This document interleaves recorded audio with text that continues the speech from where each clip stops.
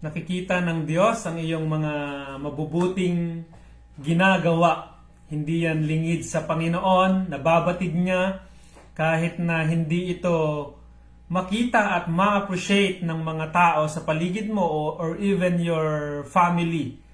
Ay ang Panginoon ay tapat at lagi niyang nakikita yung iyong mga mabubuting ginagawa. God knows the desires of your heart. Amen mga kapatid, good morning sa bawat isa at sa lahat po ng mga katulad ko dyan na mga tatay. Happy Father's Day sa bawat isa. Maging yung mga nanay na gumagampan sa tungkulin ng pagiging tatay. Happy Father's Day na din sa inyo.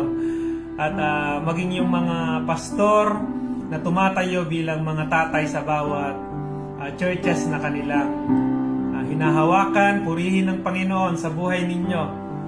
At sabi ng title natin sa umagang ito, nababatid ng Diyos ang lahat ng ating mga mabubuting ginagawa. At dahil alam ng Diyos yung mga mabubuti nating ginagawa, yung mga layunin natin sa bawat ginagawa natin, ay ang Diyos naman ay mabuti siya at nagpapala siya, nagbibigay siya ng reward sa mga tao na sumusunod sa kanyang mga kagustuhan or gumagawa ng mga kabutihan. Amen? Purihin ang Panginoon. Good morning, Ate Berna. Blessed morning, Pastor. Happy Father's Day po sa lahat. Amen po. Ate Rose, Happy Father's Day po. Amen. Thank you, Ate Rose. Awit muna tayo sa Panginoon. At bago yan, mag-pray pala muna tayo. Let's pray. Dakilang Diyos na makapangyarihan sa lahat, Lord. Salamat po muli, Panginoon, sa bagong umaga, sa bagong araw ng linggong ito, Panginoon, araw ng Lunes. Dalangin ko, Panginoon, na madama namin ang iyong masaganang pagpapala, paggabay, at ang inyong pagkalinga, Panginoon. Punuin nyo ng kagalakan ang puso ng bawat isa, ang mga kapatid na dumadaan sa iba't ibang mga pagsubok, Panginoon. Ipaalala ninyo sa kanila na kayo po ay Diyos na tapat, kayo po ay Diyos na makapangyarihan, kayo ay Diyos na maibigin. Gabayan nyo kami sa aming pag-aaral, sa aming devotion sa umagang ito, Lord. Purihin ka, samahan nyo kayo, Panginoon. Pakalinisin nyo rin po kami sa mga pagkukulang namin sa inyo, Panginoon. Turuan nyo kaming sumunod sa inyong nais. In Jesus' name. Amen and amen. Hallelujah. Dapat kailan pa man. Sa Panginoong Jesus, ako magtitiwala sa biyaya niya at habang buhay ko ay may kalinga sa pagsubok at lumbay, naroon siya't dumaramay, ang Panginoon tapat kailanpaman. Biyaya niya at habang sa buhay ko'y sapat, hindi man karapat-dapat, ako ay niligtas. Ang pangako niya'y di nag-iiba, di tulad ng iba. Ang Panginoon tapat kailanpaman. Kung ika'y nanlalamig, kung ika'y nanlalamig, wala kang malapitan, para bang ang daigdig sa'yo pinapasan. Alalahanin mo sana, minamahal ka niya, ang Panginoon tapat kailanpaman. Biyaya niya at habang sa buhay ko'y sapat, hindi man karapat-dapat, ako ay niligtas. Ang pangako niya'y di nag-iiba, di tulad ng iba. Ang Panginoon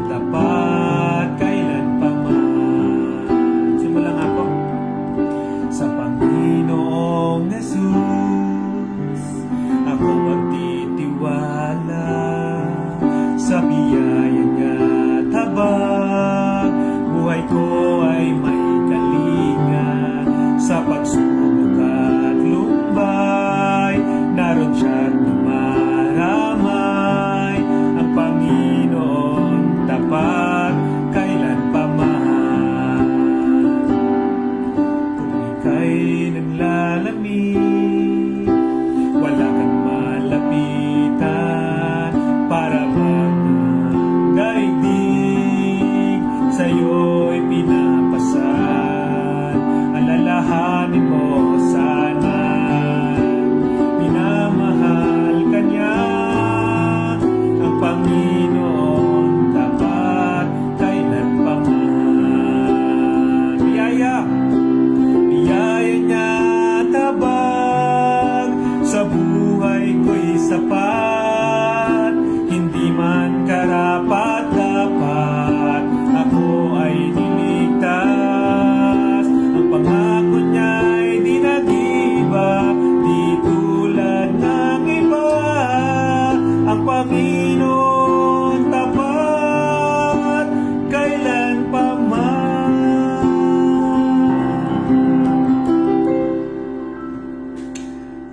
Ang Panginoon ay tapat kailan pa man. Amen. Biyaya niya ay sapat sa buhay ng bawat isa sa atin. May mga panahon na, alam mo, parang feeling natin ay nabibigatan na tayo.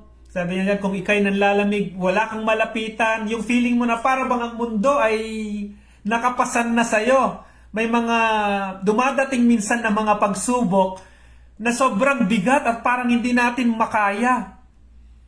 Ngunit ang paalala ng Panginoon sa atin, Matthew 11:28, "Come to me, all you," Tagalog na lang, "lumapit kayo sa akin, kayong lahat na napapagal at nabibigatan sa inyong pasanin, at kayo ay bibigyan ko ng kapahingahan." Amen? At may mga panahon din na iniisip natin na kapag tayo nagmi-ministeryo, para bang hindi tayo karapat-dapat doon sa ministry. No? Para bang hindi natin nagagampanan yung ating tungkulin.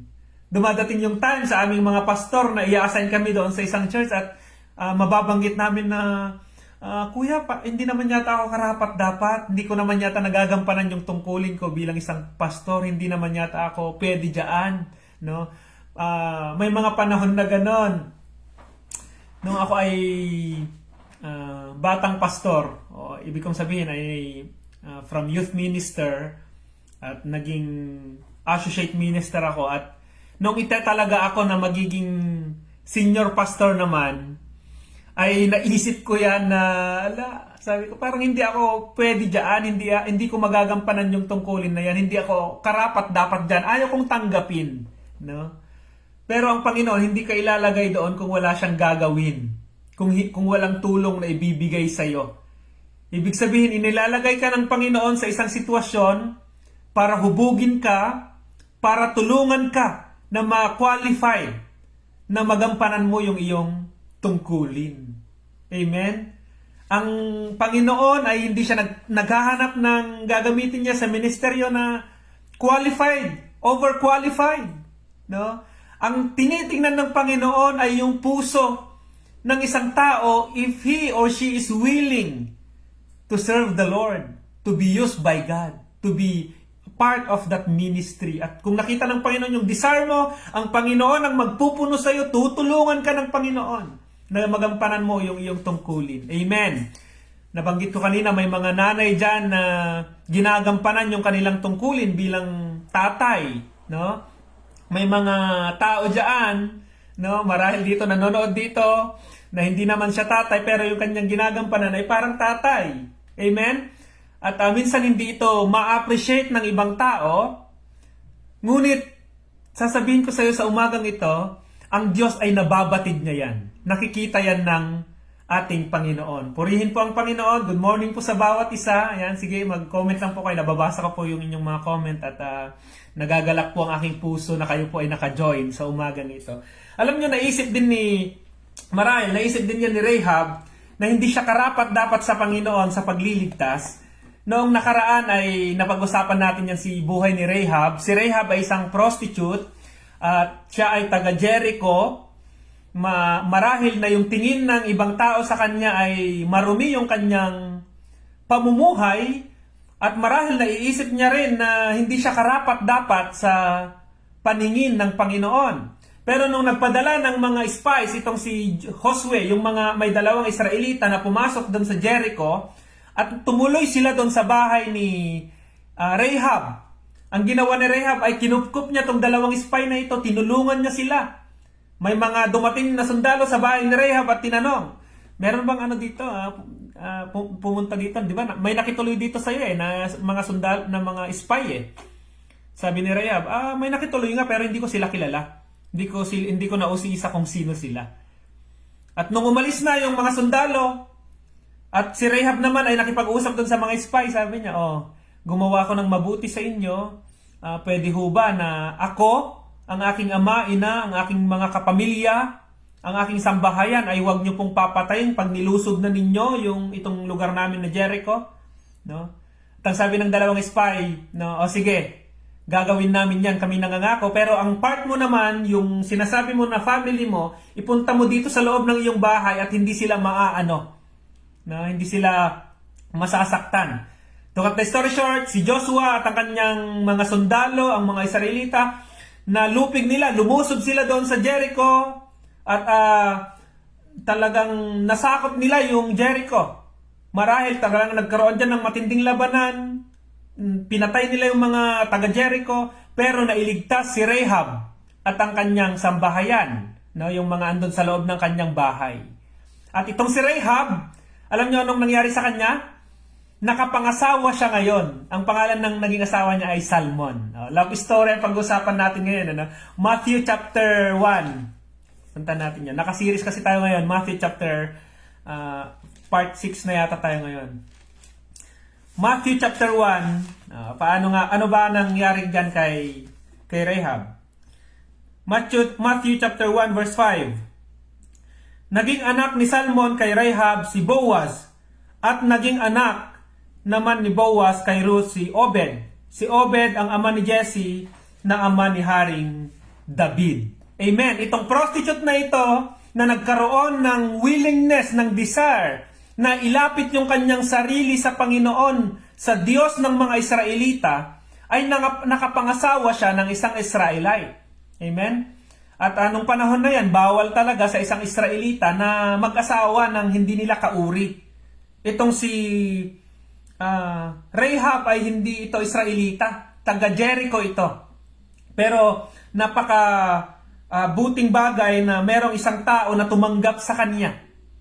Sabi nga ng isang pastor, mabuting bagay or magandang araw sa isang babae na prostitute na merong lalaki na tumanggap sa kanya at tumayo na magiging asawa niya at marahil ay ama ng kanyang mga anak. Amen po ba? Kaya hindi nagmumukhang kawawa yung mga tao na naglilingkod at naniniwala sa ating Panginoon. Ang Panginoon ang tumutulong sa kanila at nagpro-provide ng kanilang mga pangangailangan. Nakalain mo yan? No, nasa si Rahab, na isang prostitute, hindi maganda yung kanyang naging buhay. Nung dumating yung time na nag-decide siya, na iyalay niya rin yung kanyang buhay sa Panginoon, sumunod sa Panginoong Diyos, ang Panginoon naman ay pinaganda niya yung kanyang life story. No? Dahil sa kanya, naligtas yung kanyang sambahayan, at dahil sa mabuting ginawa niya na yun, nalugod ang Panginoon, binigyan siya ng asawa, ang pangalan niya ay Salmon. Ang matindi pa dito, binigyan rin sila ng anak, ng pangalan niya ay Boaz, na si Boaz ay naging mabuting tao rin ito. No? Makikita natin kung paano nga ba naging mabuting tao rin yan si Boaz. At ang napangasawa niya ay si Ruth naman. So, doon na lang, yung love story na lang ni Rahab at saka ni Salmon, nagkaroon sila ng anak. Yun yung kanilang love story. Pero ang tutukuyin natin na love story ngayon ay si Boaz, yung kanilang anak, saka si Ruth. Sino ba yan si Boaz? Paano sila nagkaroon ng love story? Pero unahin na natin si Ruth. Punta tayo sa Ruth chapter 1 verse 19 to 20. Sige nga po. Ruth chapter 1 Ano yan? Bago mag 1 Samuel. Yan. Ito naman,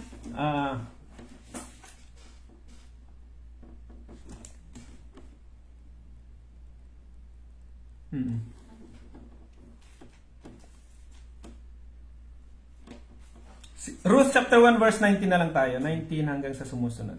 Ito naman, merong tao dito na si Noemi naman ito. No? Para makita natin hanggang sa lumabas yung pangalan ni Ruth. Ano? Na ang Israel ay... Sige, simulan na nga natin sa verse 1. Ruth chapter 1 verse 1 para makita natin yung story. Magulo ka, pastor, ha? Ruth chapter 1 verse 1 tayo. Na ang Israel ay pinamumunuan ng mga hukom, nagkaroon ng taggutom sa buong bayan. Kaya't may isang lalaking taga Bethlehem, Judea, na sandaling naunang naniraan sa Moab kasama ang kanyang asawa at 2 anak na lalaki. Ito'y si Elimelech at si Noemi. So may mag-asawa dyan, si Elimelech at si Noemi, na kanyang asawa. Ang anak nila ay Mahalon at Kilion. Sila'y Taal na Efrateo o taga Bethlehem, Judea. Ngunit nakipanayam muna sa Moab. Namatay si Elimelech, naiwan si Noemi, ang 2 nilang anak ay nakapangasawa ng mga Moabita, sina Orpha at Ruth. Yan na si Ruth. Pagkalipas ng mga 10 taon, namatay naman sina Mahalon at Kilion, kaya't si Noemi naiwang ulila sa asawa at mga anak. Ang hirap naman yung pinagdaanan dito ni Noemi. Namatay yung kanyang asawa, at yung 2 anak niya namatay rin. Ulila na sa asawa, ulila pa sa 2 anak. Pero meron siyang 2 biyanan. Manugang. Tama, siya pala yung biyanan. Meron siyang 2 manugang na, of course, balo na rin kasi namatay yung kanyang mga anak eh. At parang, ang sakit yung nangyari dito. Kikita niyo yung nangyari kay Noemi. Huwag na ninyo akong tawaging Noemi sa verse 20 na to. Ruth chapter 1 verse 20.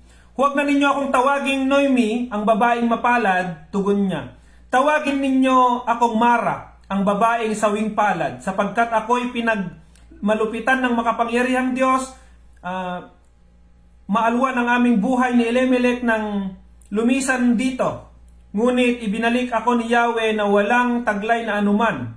Huwag na ninyo akong tawaging mapalad, pagkat ako'y binigyan ni Yahweh ng matinding kasawian sa buhay.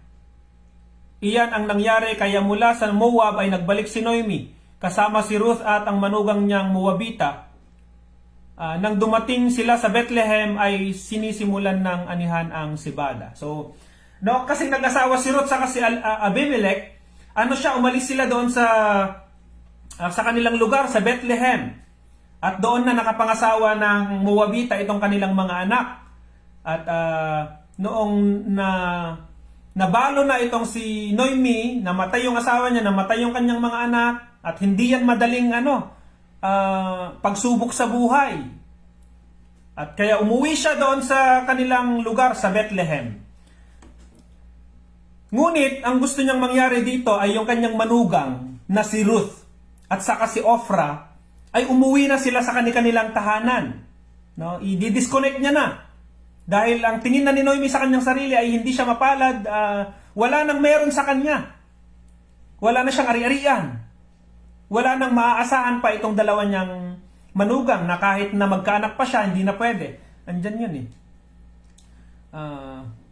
Ito, verse 11. Ruth chapter 1 verse 11. Mga anak, itong si Noemi na ito, pauwi na siya sa Bethlehem, kinakausap niya yung 2 niyang manugang at gusto niya nang pauwiin sa kanilang mga tahanan. Mga anak, huwag na kayong sumama sa akin, sabi ni Noemi. Bumalik na kayo sa inyong mga magulang. Hindi na ako magkakaanak pa upang inyong mapapangasawa. Umuwi na kayo, matanda na ako para mag-asawa uli. Kahit na umasa akong makapag-aasawa uli. O kahit pa ngayong gabi ako mag-asawa at magkaanak, mahihintay ba ninyo silang lumaki? Alam ninyong ito'y hindi mangyayari, kaya mag-asawa na kayo ng iba. Pinagmalupitan ako ni Yahweh at hindi ko ibig na mapadamay kayo sa aking kasawian. Nagkaiyakan silang muli, pagkaraay hinagkan ni Orpha ang kanyang biyanan at tuluyang bumalik sa kanyang bayan. Ngunit nagpaiwan si Ruth. Sabi ni Noemi kay Ruth, ang bilas mo'y nagbalik na sa kanyang bayan at sa kanyang mga Diyos. Umuwi ka na rin, tumugon si Ruth. Huwag ninyong hilinging iwan ko kayo, hayaan na ninyo akong sumama sa inyo. Saan man kayo pumaroon, doon ako paroroon. Kung saan kayo tumira, doon din ako titira. Ang inyong bayan ang magiging aking bayan, ang inyong Diyos ang aking magiging Diyos. Kung saan kayo mamamatay, doon ako mamamatay. Doon ako may malilibing. Gawaran ako ni Yahweh ng pinakamabigat na hatol kung tutulutan kong magkalayo tayo, maliban na lamang kung palayuin tayo ng kamatayan. Nang matiyak ni Noemi na matatag ang pasya ni Ruth, na sumama sa kanya, hindi na siya tumutol. Itong si Noemi ay meron siyang mabigat na pagsubok, no? At sobrang malungkot siya. Wala nang pwedeng tumulong pa sa kanya, wala na siyang ari-arian, at talagang mag-isa na siya. Pero tingnan niyo si Noemi, anong ginawa niya? Sabi ni Noemi, sabi ni Ruth sa kanyang biyanan na si Noemi, sasama po ako sa inyo. Itong si Ruth, nung nakita niya na may pangangailangan itong si Noemi, wala nang pwedeng kumalinga sa kanya, wala nang pwedeng mag-alaga sa kanya. Hindi na inisip ni Ruth yung kanyang sarili. Ang inisip niya na lang ay ipagmalasakit yung matanda, no? Si Noemi, na hindi niya ito iiwan. At yun yung binabanggit niyan sa Philippians chapter 2 verse 3 or 4 na ipagmalasakit ninyo ang kapakanan ng iba, hindi lamang ang inyong sarili. Nagkaroon ng puso itong si Noemi. Ang ganda nun. Alam nyo, sa buhay naming mga pastor, magandang araw din sa amin na nakikita namin at nararanasan namin na may mga kapatiran na nagmamalasakit din sa amin, nananalangin din para sa amin. At kapag hindi naman maiwasan, minsan may mga naninira sa aming mga pastor, andun yung mga kapatiran na ipinagmamalasakit nila yung kanilang pastor.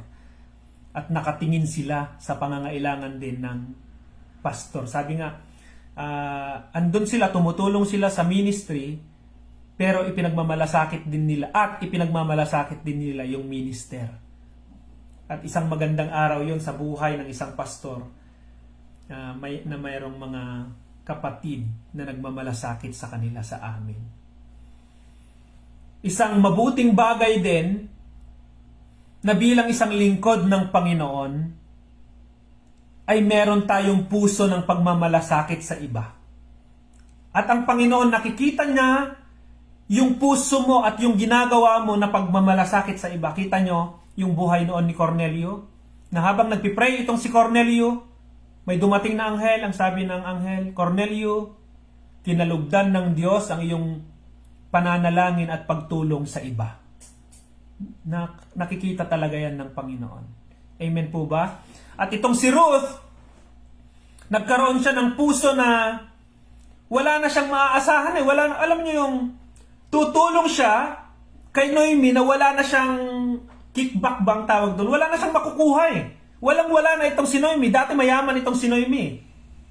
No, nung napangasawa ni Ruth yung kanyang anak. Pero itong matanda na ito, matanda na nga, wala na siyang ari-arian. Wala nang makukuha pa itong si Noemi. Excuse me. Wala nang makukuha pa si Ruth kay Noemi. Pero nagmalasakit perong itong si Ruth kay Noemi. At alam niyo maganda dyan, nakita yun ng Diyos, hindi yun lingid sa Diyos. At ipinagmalasakit niya itong si Ruth naman. Puntahan natin sa Ruth, yung love story nila. Ruth chapter 4.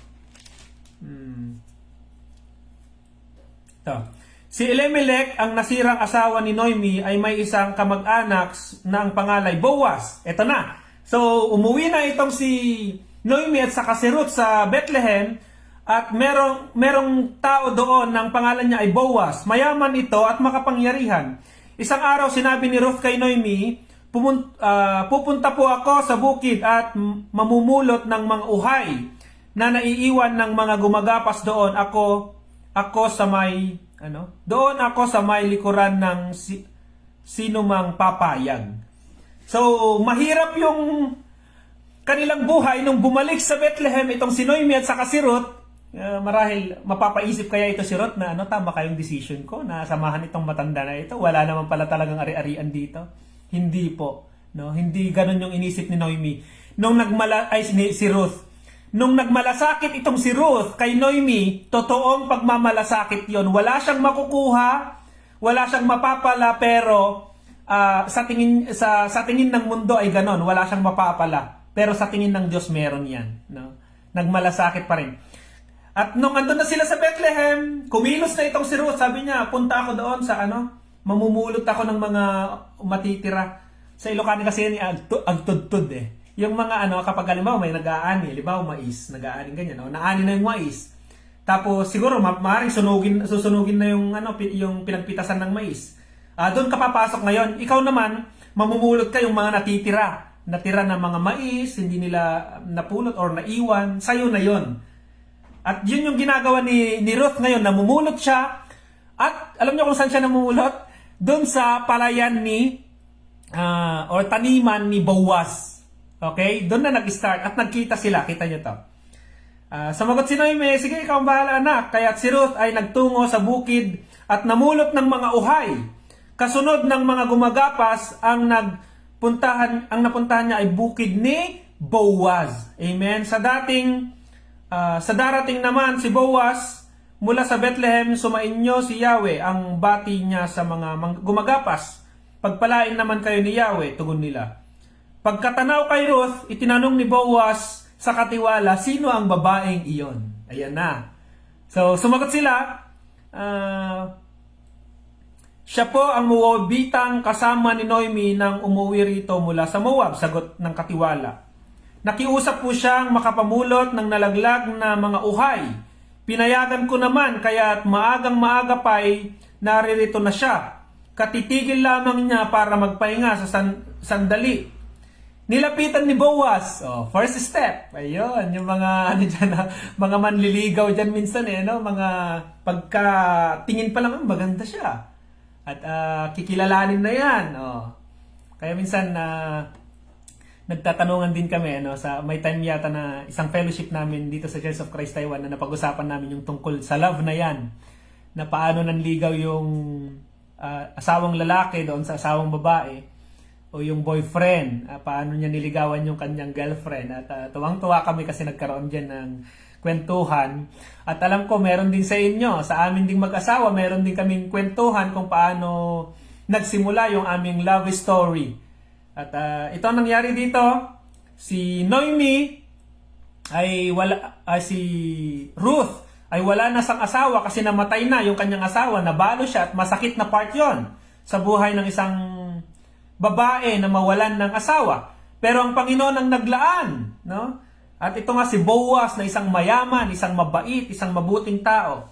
Nilapitan ni Boaz si Ruth at kinausap. Ang tawag niya dito? Ang tawag niya, anak, huwag ka nang pupunta sa ibang bukid. Dito ka na lamang mamulot kasama ng aking mga manggagawang babae. So, tinawag niya na anak. Yung iba naman dyan, yung love story daw nila, nagsimula sa sister. Sister, hello po. Parang, hindi ko na nga babanggitin. May mga ganyang love story. O kaya ate at kuya. No? Or, hi ate. Mga ganong first step. At doon na nagsimula yung kanilang love story. Bahala na kayong magkwento dyan. Ito, verse 9. Tignan mo kung saan sila gumagapas at sumunod ka. Sinabi ko na sa mga tauhan ko na huwag kang babawalan. Yumukod si Ruth bilang pagbibigay galang at ang wika, napakabuti ninyo sa akin, gayong ako'y dayuhan lamang. Sumagot si Boaz, nabalitaan ko ang lahat ng ginawa mo sa iyong biyanan mula nang mamatay ang iyong asawa. Alam ko ring iniwan mo ang iyong mga magulang at sariling bayan upang makipamanayam sa isang lugar na wala kang kakilala. Pagpalain ka nawa ng Panginoong Diyos ng Israel, yamang sa Kanya ka dumulog at napakalinga. Amen. Purihin ng Panginoon. Nalaman ni Boaz yung mabuting bagay na ginawa ni Ruth. Hindi yung naging lingid sa tao. no? At marahil kapahayagan na rin yun ng Panginoon. Pinahintulot ng Panginoon na yung mabuting ginawa niya ay nalaman ito ng ibang tao. At ganun ang nangyari. Bakit naging mabuti si Boaz kay kay Ruth? Hindi naman siya Israelita. Anong background niyan?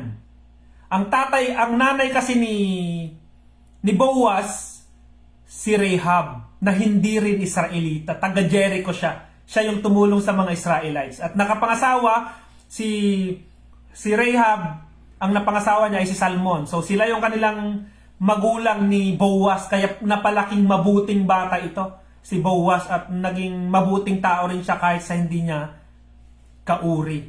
Sa Ruth chapter 4, verse 13 na. Ito na. Ruth chapter 4, marami pang nangyari dyan. Nagpakita pa ng kabutihan itong si Boaz kay Ruth. At ewan ko kung ano pa yung mga way niya na niligawan niya itong si Ruth. Pero dito sa Ruth chapter 4 verse 13, napangasawa nga ni Boaz si Ruth at inuwi sa kanyang tahanan. Sa kapanahunan, pinagkalooban sila ni Yahweh ng isang anak na lalaki. Si Noemi ay binati ng kababaihan, purihin si Yahweh. Binigyan ka niya sa araw na ito ng isang apo na kakalinga sa iyo. Magiging tanyag nawa sa Israel ang bata, maghatid nawa siya ng kaaliwan sa puso mo at maging gabay sa iyong katandaan. Ang mapagmahal mong manugang na nagsilang sa bata ay higit kaysa 7 anak na lalaki. Kinuha ni Noemi ang bata, magiliw na kinalong at inalagaang mabuti. Siya'y tinawag nilang Obed.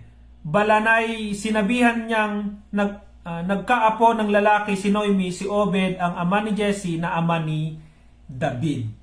At yun yung kanilang love story dahil naging mabuti itong si Ruth sa kanyang biyanan. Pinagpala sila ng Panginoon, hindi lang si Ruth, maging yung kanyang biyanan na si Noemi.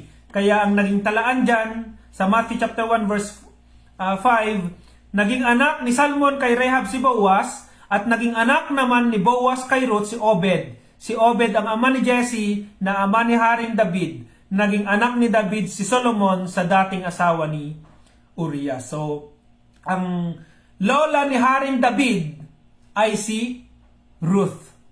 Si Ruth ay isang Moabita, hindi siya Israelita, pero si Ruth ay naging mabuting manugang sa kanyang biyanang si Noemi at talaga namang sumunod siya sa kalooban ng Panginoon. Pinagpala si Ruth, kaya napangasawa niya itong si Boaz na isang mabuting tao din. At sila yung lolo at lola ni Haring David.